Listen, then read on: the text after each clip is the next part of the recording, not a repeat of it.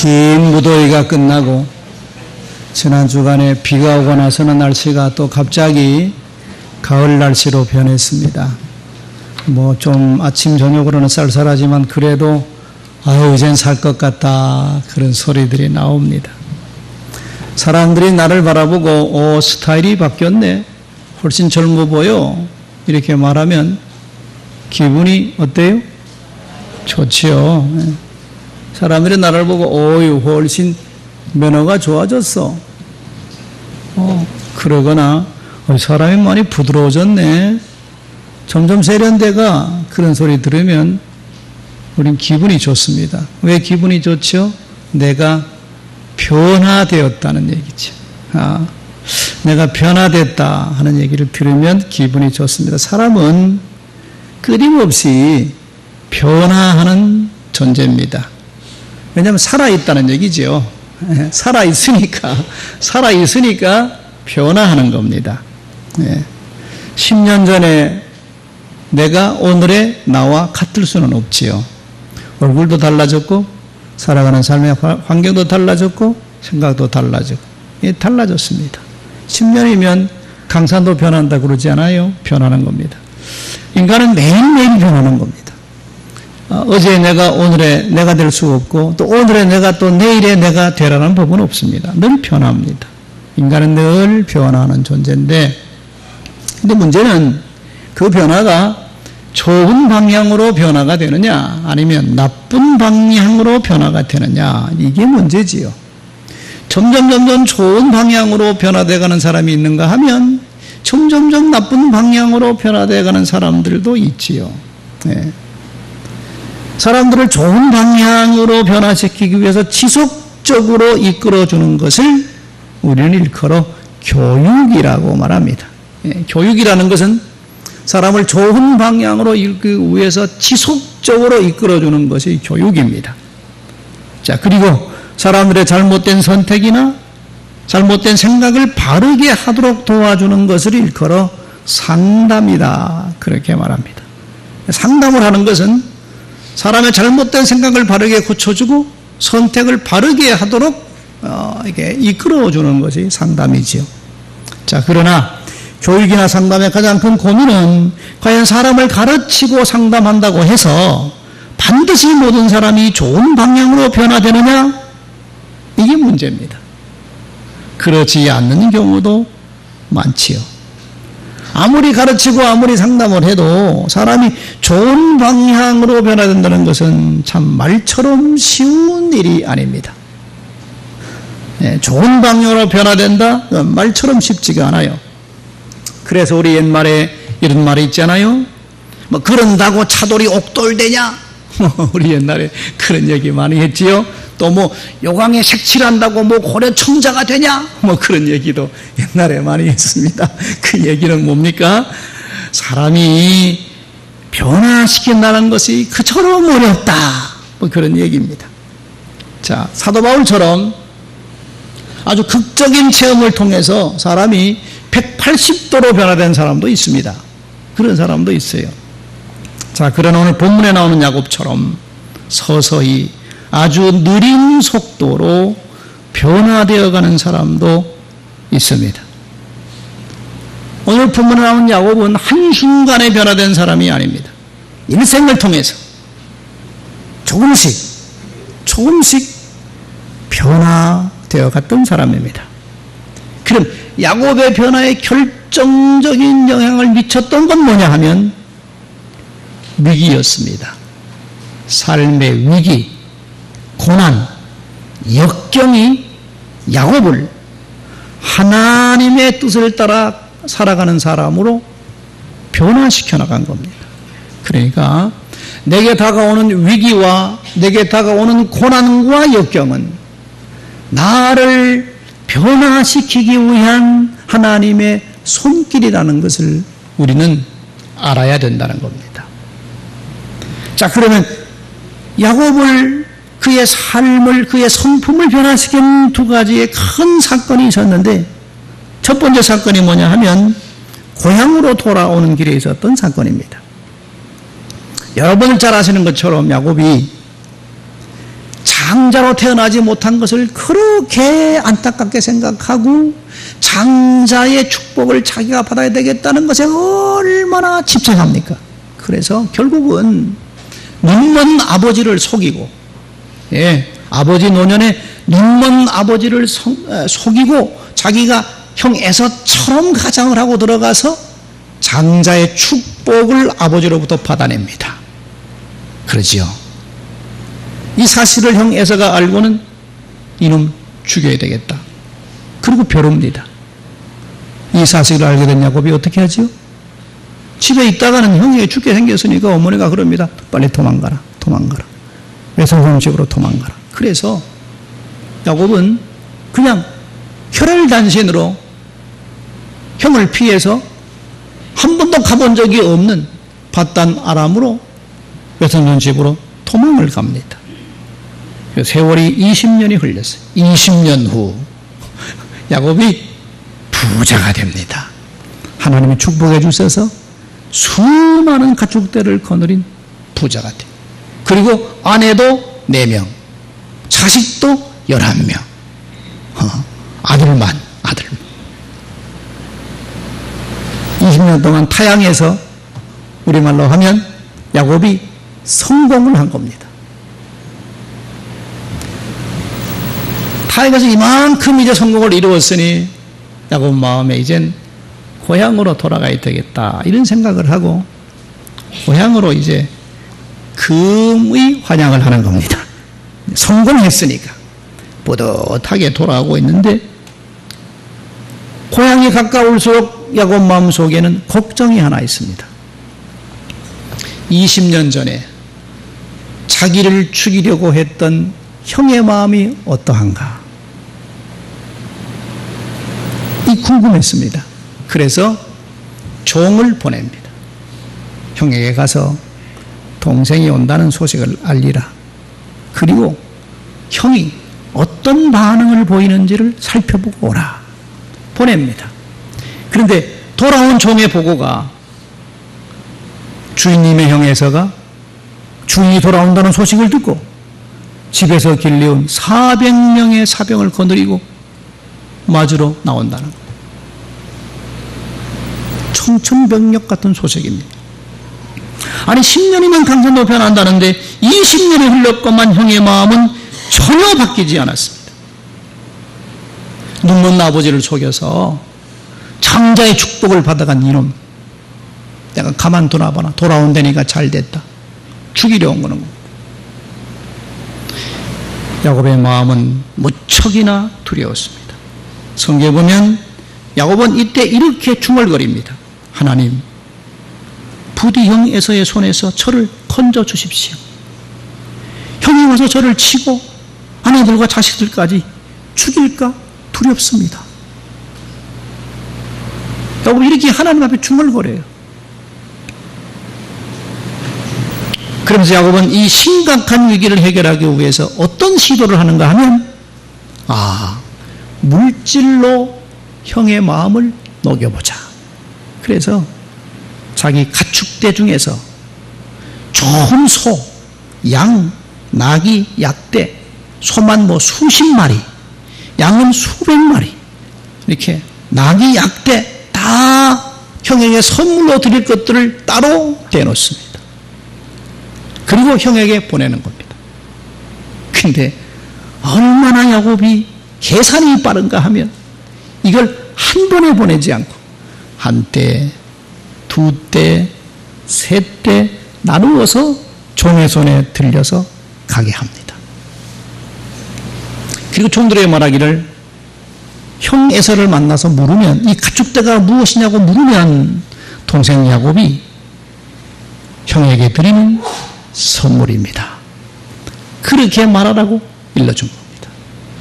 그러니까 한 때 가축을 보내고 그 다음 시차를 두고 두 때를 보내고 시차를 두고 세 때를 보낸 겁니다. 하나 받고 마음이 녹아지지 않으면 두 번째 받고 그래도 마음이 녹아지지 않으면 세 번째 선물을 받고는 제발 좀 형의 마음이 녹아지기를 바라는 마음입니다. 그러니까 여러분 야곱이 얼마나 머리가 잘 돌아가는 사람입니까?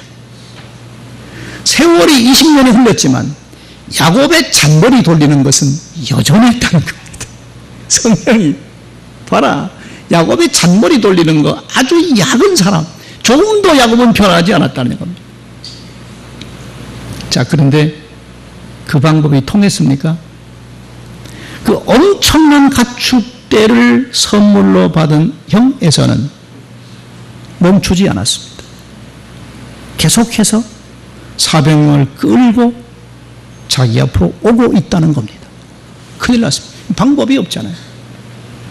자, 그때 야곱이 어떻게 합니까? 이제 마지막 방법입니다. 자신의 가축대들, 가족들 다 야복강을 건너게 합니다. 야복강을 건넜다는 것은 이제 돌아올 수가 없다는 겁니다. 자기는 건너지 않아요. 자기는 강을 건너지 않고 홀로 강변에 남습니다. 혼자 남았어요. 그리고는 야곱이 엎드려 기도하기를 시작합니다. 이게 뭔 얘기입니까? 이제 방법이 없어요.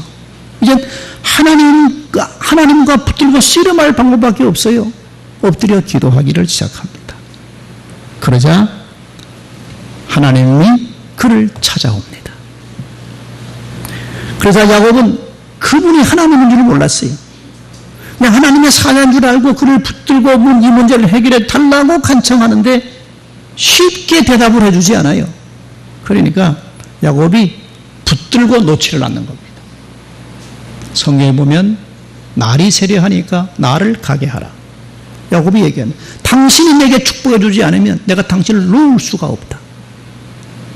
어떻게 하죠? 하나님이 야곱의 환도뼈를 칩니다. 환도뼈는 엄치뼈입니다. 그래서 그때 야곱이 환도뼈가 위골이 되어서 절뚝발이가 됩니다. 그리고는 하나님께서 야곱에게 묻습니다. 내 이름이 무엇이냐? 아니 여러분, 하나님이 야곱의 이름을 몰라서 물은 겁니까? 내 이름이 무엇이냐? 물어요. 야곱이 대답합니다. 예, 제 이름은 야곱입니다. 야곱이라는 이름의 뜻이 뭡니까? 뒷발꿈치를 잡는 자라는 뜻입니다. 야곱이 출생할 때 형 에서의 뒷발꿈치를 잡고 자기가 먼저 나오려고 그러다가 안 되니까 형의 뒷발꿈치를 잡고 나온 겁니다. 쌍둥이는 태어날 때 여러분 아시다시피 첫 번째가 나오면 좀 있다가 나옵니다. 근데 야곱은 형 뒷발꿈치를 잡고 따라 나왔어요. 그 모습을 보고 아버지가 이름을 야곱이라고 지은 겁니다. 좋은 뜻이 아니에요. 뒷발꿈치를 잡는 자, 사기치는 자, 속이는 자, 거짓말하는 자, 그런 뜻이 있어요. 좋지 못한 뜻입니다. 제 이름이 야곱입니다. 이 대답을 들은 하나님이 그에게 이렇게 말합니다. 너의 이름을 다시는 야곱이라 부를 것이 아니요 이스라엘이라 부를 것이니라. 이스라엘, 이는 하나님과 겨루어 이겼음이라. 이 말이 너는 이제 뒷발꿈치나 잡고 발이나 걸고 거짓말이나 하고 남을 속이며 사는 야곱이 아니다. 이제 하나님의 백성답게 하나님과 겨루어 이긴 사람답게 바르게 살아가라. 그렇게 이름을 이스라엘이라고 불러준 겁니다. 오늘 본문에도 나오죠. 하나님이 거듭 말씀하십니다. 10절에 하나님이 그에게 이르시되 내 이름이 야곱이지만은 너 이름을 다시는 야곱이라 부르지 않겠고 이스라엘이 너의 이름이 되리라 하시고 그가 그의 이름을 이스라엘이라 불러준 겁니다. 너는 야곱이 아니야. 사람들의 발이나 걸고 거짓말이나 하고 속이고 그런 야곱이 아니라 나는 이제 하나님과 겨루어 이긴 사람 이스라엘이다. 이름을 고쳐준 겁니다. 그 밤에 하나님께서는 야곱의 환도뼈를 부러뜨려서 야곱이 절뚝거리는 사람으로 만들고 나서 야곱을 변화시켜 준 겁니다. 결국 야곱은 하나님의 도우심으로 형을 만납니다. 하나님 만난 후에 야곱은 야복강을 건너서 자기가 맨 앞에 서서 형을 만나러 갑니다. 근데 에서와 야곱 형 쌍둥이가 만나는 순간에 칼을 들고 왔던 형 에서가 칼을 놓고 동생 야곱을 부둥켜 안고 통곡을 하고 웁니다. 내 동생아 살아있었구나. 형과의 극적인 화해가 이루어지고 평화가 찾아왔습니다. 그러나 그 평화도 잠깐 야곱에게는 두 번째 큰 시련이 닥쳐옵니다. 야곱은 형과 약속을 어기고 형을 먼저 돌아가게 하고 자기도 뒤따라 고향으로 가겠다고 한 후에 야곱은 고향으로 가지 않고 세겜 땅에 머물렀습니다. 혹시라도 형이 마음이 변해서 자기를 또 보복할지 모른다는 그 걱정 때문에 야곱은 고향으로 간다 그러고 가지 않고 세겜 땅에 머물러 살았습니다. 살아보니까 좋아요. 그래서 땅도 사고 집도 짓고 세겜에 아예 그냥 거주하고 살라고 작정을 했습니다. 자, 그러다가 그 땅에 사는 동안에 야곱의 딸 디나가 세겜의 주장인 하몰의 아들 세겜에게 성폭행을 당합니다. 그냥 당한 것이 아니고 정말 하몰의 아들 세겜은 디나를 좋아했습니다. 근데 디나는 눈 하나 주지 않는 겁니다. 왜냐하면 하나님 믿는 이들은 이방 족속과 통혼을 할 수가 없어요. 좋아해도 그냥 안 되는 겁니다. 안 된다 그러니까 세겜이 너무나 디나를 좋아해서 그냥 강제로 그냥 성관계를 맺은 겁니다. 자, 이 소식을 들은 야곱의 아들들이 가만히 있겠습니까? 복수를 하게 됩니다. 근데 그 방법이 아주 비열해요. 세겜을 부릅니다. 불러서는 이렇게 말해요. 좋다. 너희와 우리가 서로 통혼하고 살자. 조건이 있다. 우리는 하나님 믿는 백성이기 때문에 한배를 받지 않는 백성과는 통혼할 수가 없으니 너희가 우리와 결혼하고 서로 관계를 맺고 살기를 원하면 너희 모든 남자들이 다 할례를 받아라. 할례를 이렇게 요구합니다. 그러니까 뭐 세겜 사람들은 좋아라고 그러고 추장의 말을 따라서 모든 남자들이 다 할례를 받았습니다. 할례가 무엇인지 아시지요? 저희 굳이 설명하지 않아도 여러분 다 아시리라 믿습니다. 할례를 받고 2, 3일 되면 아주 고통스럽고 움직이지도 남자들이 어렵습니다. 다리를 이렇게 벌리고 어정 걸어야 되는 거니까 그때에 야곱의 아들들이 습격해서 세겜 마을의 모든 남자들을 다 칼로 죽여버립니다. 엄청난 복수지. 이게 비열한 방법입니다. 자, 이 소식을 야곱이 듣습니다. 자기 아들들이 그 마을의 모든 남자들을 다 죽였다는 겁니다. 순간 야곱은 두려움이 왔습니다. 어떤 두려움이냐? 이 소문이 주변 가나안 사람들에 퍼져나가면 주변에 있는 가나안 족속들 마을들 사람들이 가만히 있겠냐? 저 뚜레기가 들어와서 세겜의 마을의 모든 남자 죽였다 그러니까 가만히 있겠습니까? 모든 가나안 족속들이 힘을 모아서 자기를 공격하면 야곱은 방어할 힘이 없잖아요. 죽게 생긴 겁니다. 그래서 오늘 본문 앞장인 34장 30절에 보면 야곱이 아들들을 불러놓고 이렇게 야단을 칩니다. 너희가 내게 화를 끼쳐서 나로 하여금 이 땅의 주민 곧 가나안 족속과 브리스 족속에게 악취를 내게 하였도다.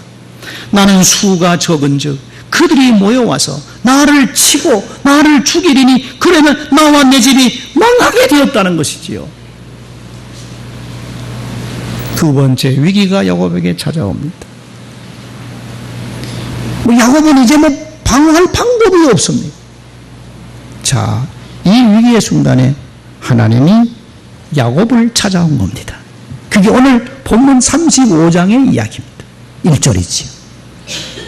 그 위기의 순간에 하나님 야곱을 찾아와서 이렇게 말합니다. 하나님이 야곱에게 이르시되 일어나 베델로 올라가서 거기 거주하며 내가 내 형 에서의 낯을 피하여 도망하던 때에 내게 나타나던 하나님께 거기서 제단을 쌓으라. 문제 해결의 방법을 제시해 준 겁니다. 거기 있지 말라는 거예요. 거기 있지 말고 은혜 받았던 자리로 올라가라는 겁니다. 그냥 단순하게 여기 위기가 왔으니까 장소를 옮겨가라 그런 얘기가 아닙니다. 베델은 오늘 말씀에 쭉 나옵니다만 야곱이 20년 전에 형에서 도망갈 때 그 위기 순간에 하나님이 찾아와서 만나 주었던 그 장소입니다.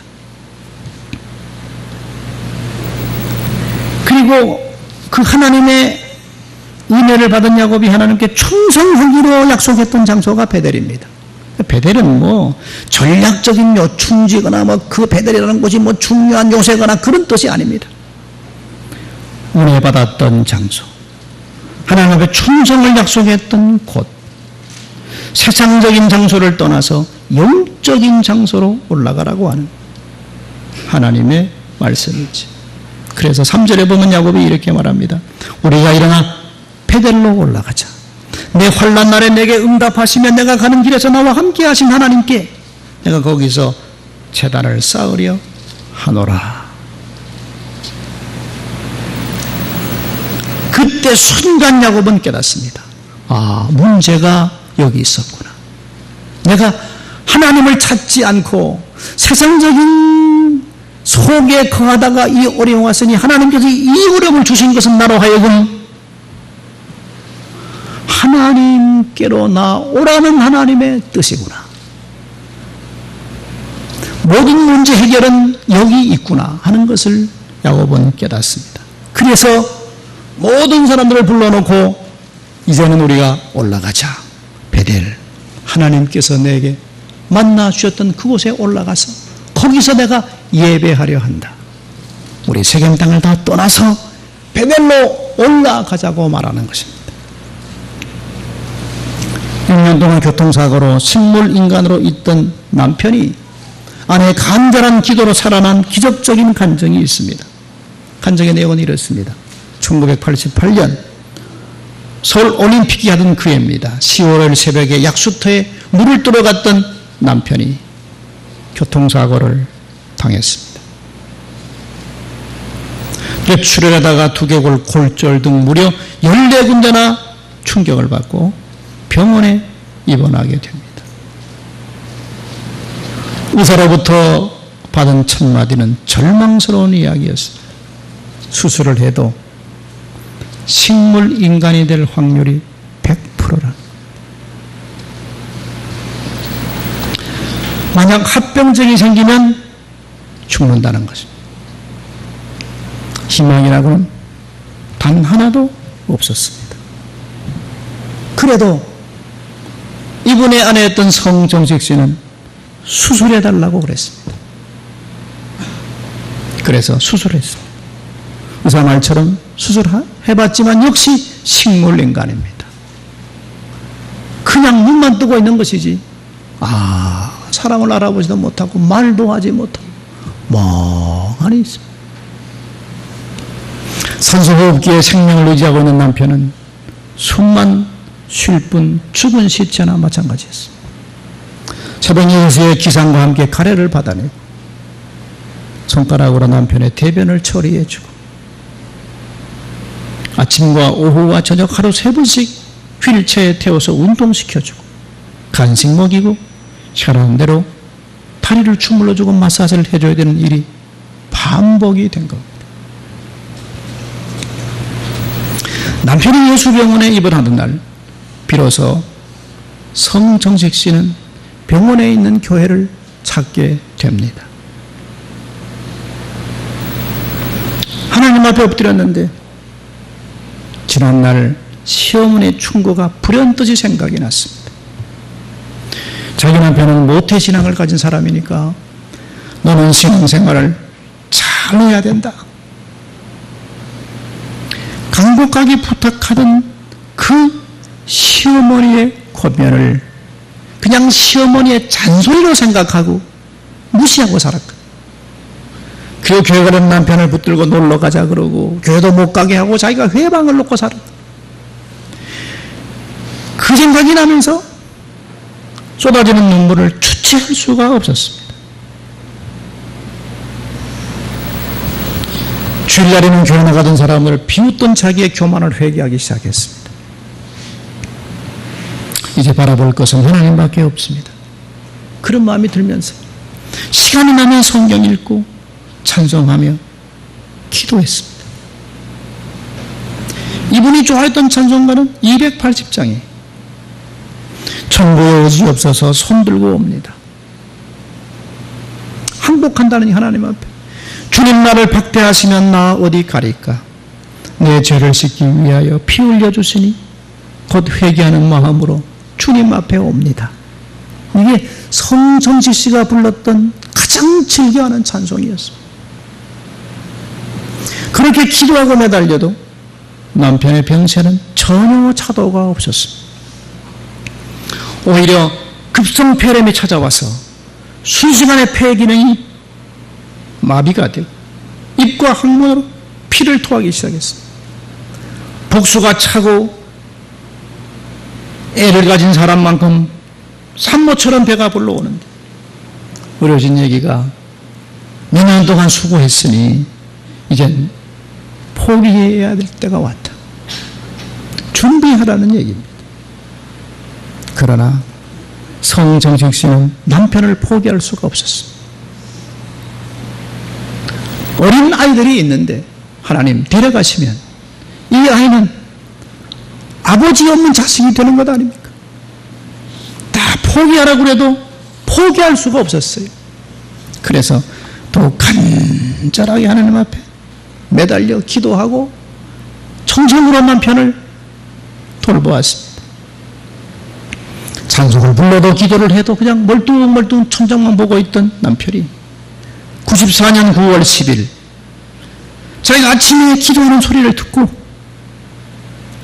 남편이 아멘 하는 겁니다. 자기가 잘못 들었나 생각했어요. 근데 보니까 남편이 말을 하는 겁니다. 6년 만에 처음 남편이 입을 여는 거예요. 얼마나 감사한지. 남편을 붙들고 말을 지켜보았더니만 남편이 말을 하는 겁니다. 그래서 찬송 부를 수 있느냐 그랬더니 찬송 부를 수 있다 그래요. 찬송을 불러보라 그랬다는 것이지요. 남편의 배에 나온 찬송은 이 찬송이었습니다. 주 안에 있는 나에게 딴 근심이 있으랴. 십자가 밑에 나가 내 짐을 풀어.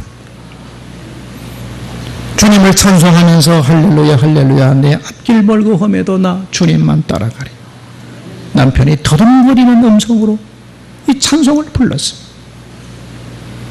그 후에 남편은 조금씩 몸이 호전되기를 시작했어요. 이분의 성정식 씨의 간증입니다. 남편의 사고와 투병 생활은 하나님께서 자기를 하나님께로 부르기 위한 뜻이었다. 다 포기되는 마지막 순간에 하나님께서는 이분의 눈물의 기도를 들으시고 그의 남편의 생명을 소생시켜 주신 것입니다. 문제 해결이 무엇이냐? 결국 하나님을 만나는 데 있다는 것이지. 두려워 떨고 있는 야곱에게 하나님께 나타나서 말씀하십니다. 베델로 올라가라. 거기서 거주하며 내가 내 형 에사의 얼굴을 피해서 도망가던 때 너에게 나타났던 하나님께 거기서 제단을 쌓고 이름을 부르라. 이 말씀을 듣고 야곱은 결단합니다. 그리고 2절과 3절에 보면 자기 집안 사람들과 종들을 다 불러 모으고 야곱이 이렇게 말합니다. 너희 중에 있는 이방 신상들을 버리라.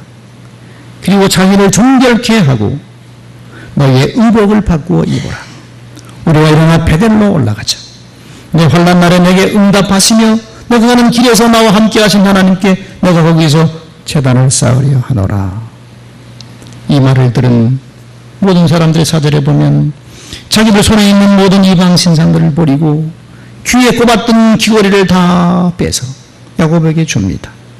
그러다 야곱은 그것들을 세겜 근처에 있는 도토리나무, 상수리나무 아래 파서 묻어버립니다. 그리고 그들이 베델로 올라갑니다. 하나님 말씀에 순종하자 하나님께서는 어떻게 해주셨습니까? 5절 말씀입니다. 그들이 떠났으나 하나님이 그 4년 거울들로 크게 두려워하게 하셨으므로 야곱의 아들들을 추격하는 자가 없었더라. 하나님이 다 막아주신 것입니다. 결국 야곱을 이렇게 하나님의 사람으로 변화시킨 힘이 무엇이었느냐? 그게 뭐 교육이고 상담이었느냐? 아닙니다.